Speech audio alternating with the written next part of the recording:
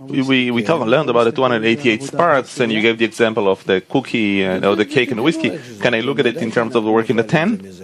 Of course, you look how it works. We're integrated from one another. Where does it come from? It comes from the vessel of receiving. By the vessels of bestowing, they get salvation.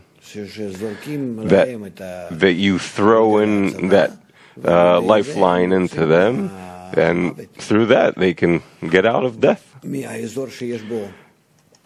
From a place that is completely dark to an area that in somewhat they can integrate with the light. Because if you take the vessels of receiving above the parsat to the vessels of bestowing, that's where the light is. And then from that, that they're included in there, the vessels of receiving and the vessels of bestowing. Now the vessels of bestowing have an addition of a deficiency, and they can continue the light from above to below, meaning not to pull them. And now from below to above, the lights of Chokhmah can come up. That's called illumination of Chokhmah or Gadlut.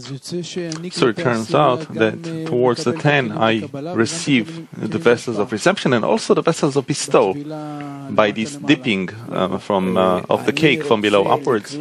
I want to absorb or receive the 10 in me, and that they'll enter me and live in me and determine everything in me, all my desires and thoughts.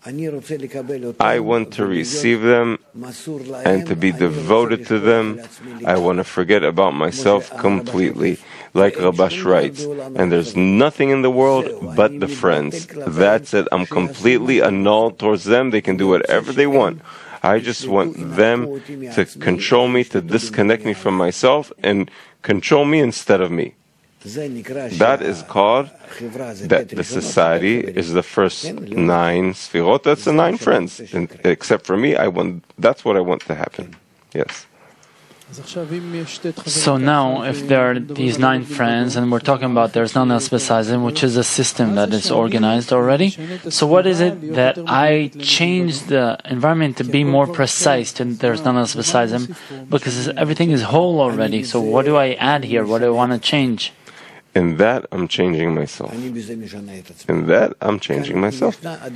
Here, there's still some duality here in your perception of reality, because except for Adam, for the man, there's only Creator.